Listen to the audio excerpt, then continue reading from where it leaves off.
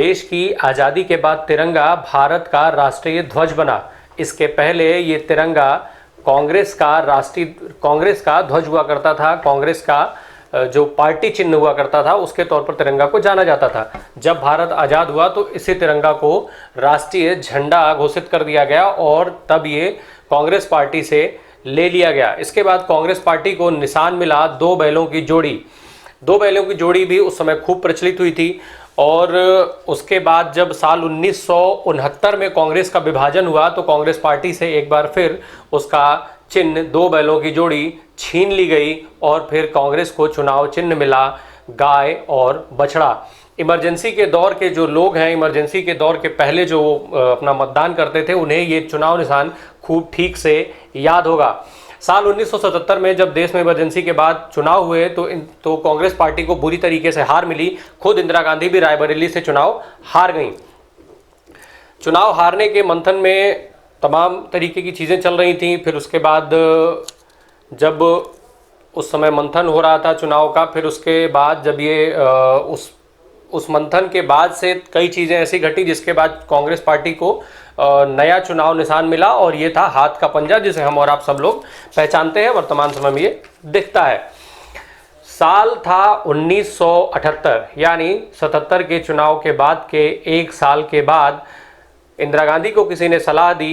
इंदिरा गांधी पहुंची देवराहा बाबा के दरबार में। देवराहा बाबा उस समय जो है वो लकड़ी के मचान पर रहा करते थे। मचान एक जगह होती है जो लकड़ी से बनाई, एक घर होता है जो लकड़ी से बनाया जाता है ऊंचे स्थानों पर, पेड़ों पर। वर्तमान समय में ये ज़्यादातर कृषि क्षेत्र में जो किसान अपने खेतों की रखवाली करते हैं उसके लिए बनाते हैं ये ऊंचा स्थान। इंदिरा गांधी देवराहा बाबा के दरबार में पहुंची। देवराहा बाबा ने ऊपर से ही अपना हाथ उठाया और इनसे कहा कि यही हाथ तुम्हारा कल्याण करेगा। इंदिरा गांधी ने वहीं से इस हाथ को अपने झंडे में शामिल कर लिया और फिर उसके बाद चुनाव में गई। चुनाव के जो नतीजे आए वो सबको पता है। हालांकि कुछ लोगों का ये भी कहना है कि आंध्र के कांची कामकोटी के तत्कालीन जो शंकराचार्य स्वामी थे, चंद्रशेखर सरस्वती, उनके आशीर्वाद के कारण इंदिरा गांधी ने ये हाथ का पंजा अपने चुनावी निशान में शामिल किया था। बहरहाल कारण जो भी रहे, 1980 के चुनाव में कांग्रेस पार्टी को जीत मिली। इंदिरा गांधी के नेतृत्व में कांग्रेस पार्टी की सरकार बनी और इंदिरा गांधी बनी प्रधानमंत्री। देवरिया जिले के जो सरजू नदी का तट है वहाँ पर देवराहा बाबा का स्थान है। देवरिया के सरजू नदी के तट पे मैल एक जगह है, मैल में इनका स्थान है। मैल में इनका उस समय निवास हुआ करता था। 250 वर्षों तक देवराहा बाबा बिना भोजन के ही जीवित रहे थे।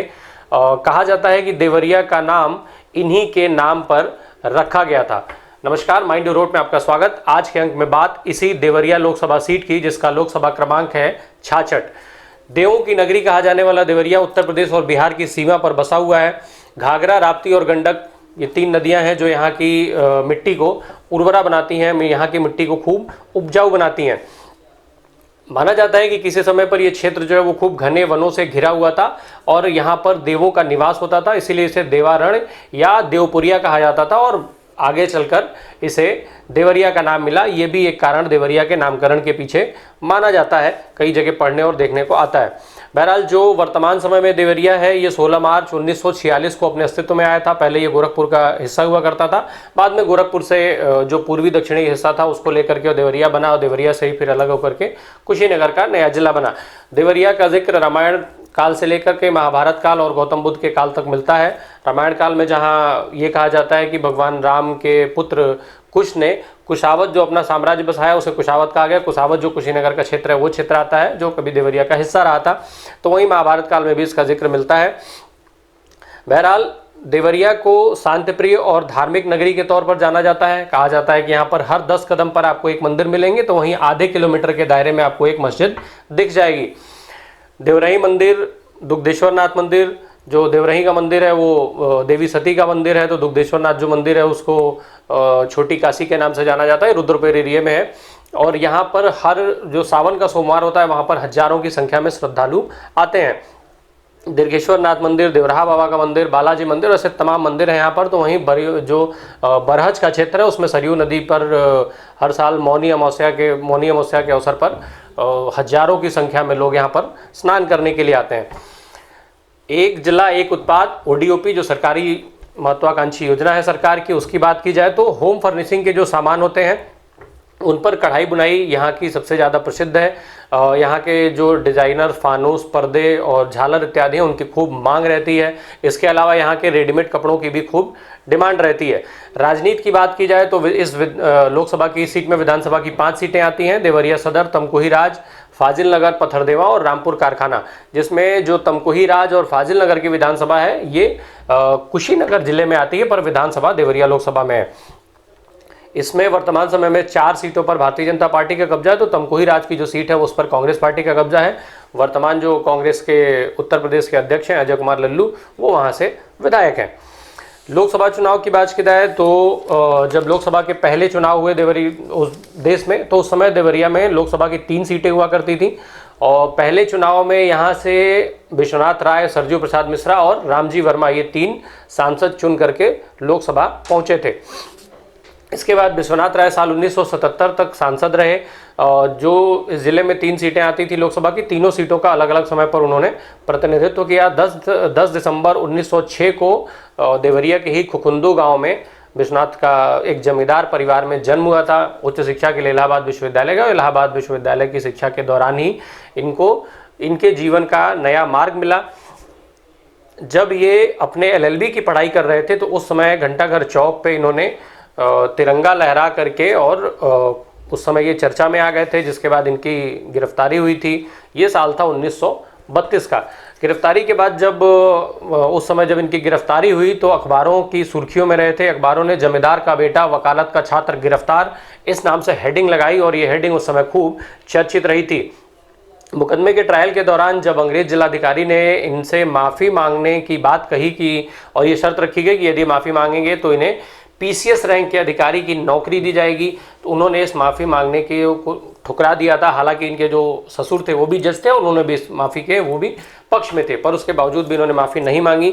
इसके बाद इनको 15 बेंत और 6 माह की सज़ा सुनाई गई। उस सज़ा को इन्होंने स्वीकार किया। जब ये जेल में थे तो वहाँ इनकी भेंट हिंदुस्तान सोशलिस्ट रिपब्लिकन पार्टी जो इस टाइम हुआ करती है, चंद्रशेखर आज़ाद वाली, उस पार्टी के एक क्रांतिकारी से इनकी भेंट हुई और वहाँ से इनको एक नया मार्ग मिला। तब जब ये जेल से बाहर आए तो उन्होंने कांग्रेस पार्टी छोड़ करके और सोशलिस्ट रिपब्लिकन पार्टी के सदस्य हो गए और आज़ाद की जो पार्टी थी, जो आज़ाद के लोग थे, उनके साथ ये आज़ादी की लड़ाई में क्रांतिकारी बन गए।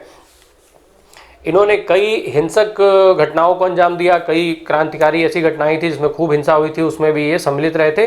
इनको लेकर जो अंग्रेजी सरकार थी उसने इनको खतरनाक क्रांतिकारी घोषित कर दिया। इनकी गिरफ्तारी के तमाम प्रयास होने लगे। जब ये गिरफ्तार नहीं हुए तो इनके पैतृक आवास जो खुकुंदू में था उसमें आग लगा दी गई, उसको फूंक दिया गया। 1939 में इनको गिरफ्तार किया गया। फिर उसके बाद 22 साल की इनको सजा सुनाई गई। उस समय जो देवली कैंप हुआ करता था भारत पाकिस्तान के बॉर्डर पर, वहाँ इनको रखा गया था। अंडमान निकोबार के बाद सबसे खराब जेलों में इसकी गिनती होती, जो नंबर 2 पर ये जेल गिना जाता था। बहरहाल भारत को आज़ाद करने से 10 महीने पहले अंग्रेजों ने इनको रिहा कर दिया। बाद में जब ये इंदिरा गांधी की सरकार बनी तो श्रम, रोजगार और पुनर्वास मंत्री रहे। साल 2006 में इनके सम्मान में तत्कालीन प्रधानमंत्री डॉक्टर मनमोहन सिंह ने 5 रुपए का डाक टिकट भी जारी किया था। साल 1977 के जब लोकसभा चुनाव आए तो 77 और 80 में ये सीट भारतीय लोकदल के हिस्से में रही। देवतामणि त्रिपाठी यहाँ से चुन करके संसद पहुंचे थे। तो 1984 में कांग्रेस पार्टी की वापसी हुई। उस समय के दिग्गज नेता राजमंगल पांडे कांग्रेस के टिकट पर यहाँ से चुनाव लड़े और चुन करके संसद पहुंचे। 1989 में भी राजमंगल पांडे यहाँ से दोबारा सांसद चुने गए, पर तब ये जनता दल के टिकट पर चुनाव लड़े थे।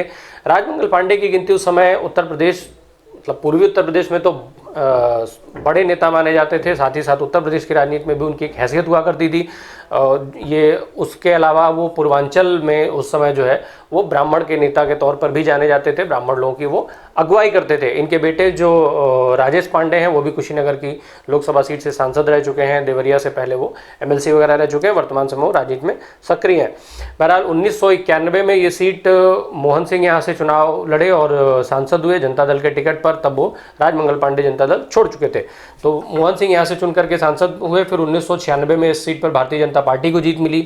प्रकाश मणि त्रिपाठी यहाँ से चुन करके सांसद हुए। फिर उसके बाद 1998 और 2004 में 2 बार और मोहन सिंह सांसद रहे। तो वहीं 1999 का चुनाव भारतीय जनता पार्टी के टिकट पर प्रकाश मणि त्रिपाठी जीते थे।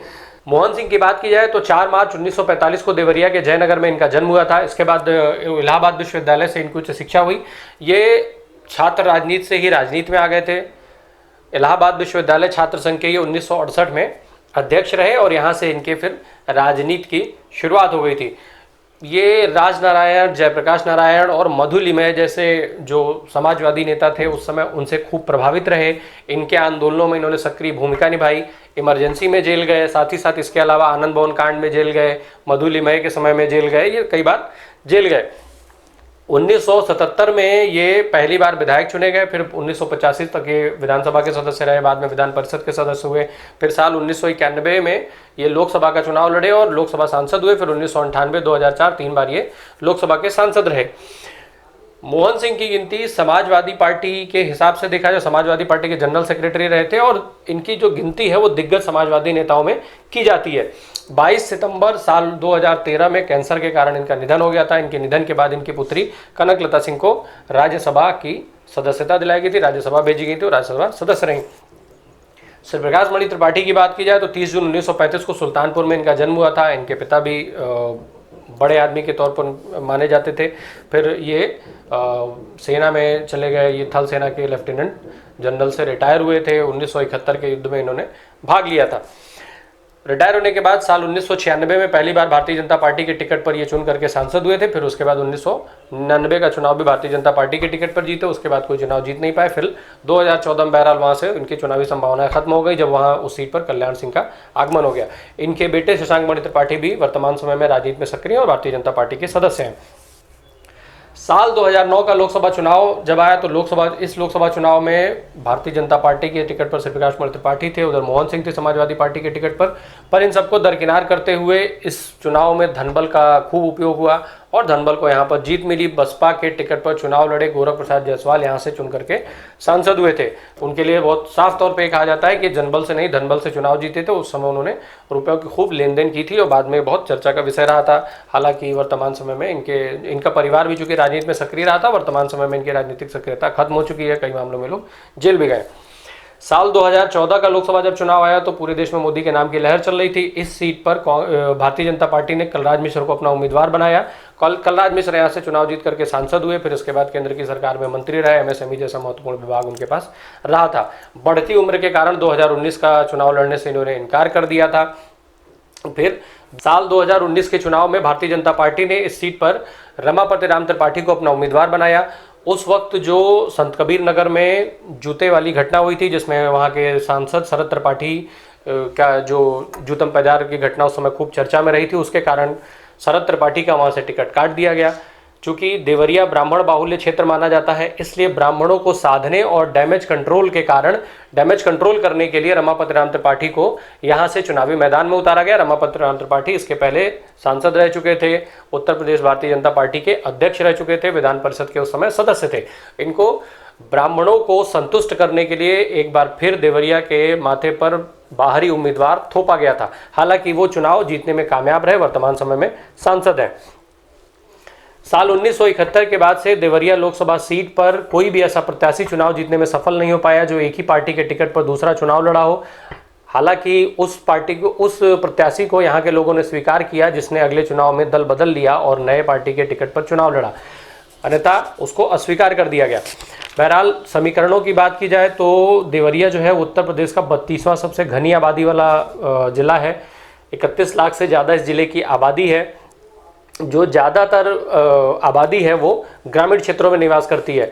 मतदाताओं की बात करें तो यहाँ 17,29,583 मतदाता हैं जो 2019 के आंकड़े हैं उसके हिसाब से, जिसमें 9,44,821 पुरुष मतदाता हैं तो 7,84,666 महिला मतदाताओं की संख्या है। इसके अलावा 96 अन्य मतदाता यहाँ पर हैं। जो आबादी है वो 81% आबादी सामान्य वर्ग से संबंध रखती है, तो वहीं 15% आबादी अनुसूचित जाति से आती है, तो 4% आबादी अनुसूचित जनजाति से संबंध रखती है। इस लोकसभा में जो चुनाव के मुद्दे रहते हैं वो वहाँ पर बड़े लंबे समय से जो चीनी मिल बंद कर दी गई थी उसमें उसको चलाने की मांग की जा रही है। जब चीनी मिलें यहाँ पर बंद हुई थी तो उस समय करीब 2200 कर्मचारी बेरोजगार हो गए थे। यहाँ कई बार जिले की चीनी मिलों को चलाने के लिए आंदोलन चलते रहते हैं। कई अलग अलग जो किसान समर्थक नेता हैं उनका आंदोलन वहाँ पर जारी है। हालांकि अभी तक इसकी कोई सुनवाई नहीं हो पाई है। कई बार इसको चलवाने के वादे भी अलग अलग पार्टियों से हो चुके हैं। रोजगार यहाँ का एक बड़ा मुद्दा हर समय रहा है। रोजगार के कारण यहाँ पर पलायन होता है। ये पलायन यहाँ पर हमेशा एक विषय रहा है, पर चुनावी मुद्दे में इसे ये हमेशा गौड़ रहा है। बहरहाल रोजगार हो, चीनी मिलें हो, कृषि हो या किसी भी तरह का मुद्दा हो, राजनीतिक दलों के लिए यहाँ पर केवल और केवल मुद्दा जातिगत समीकरणों को साधने का ही रहा है। धन्यवाद।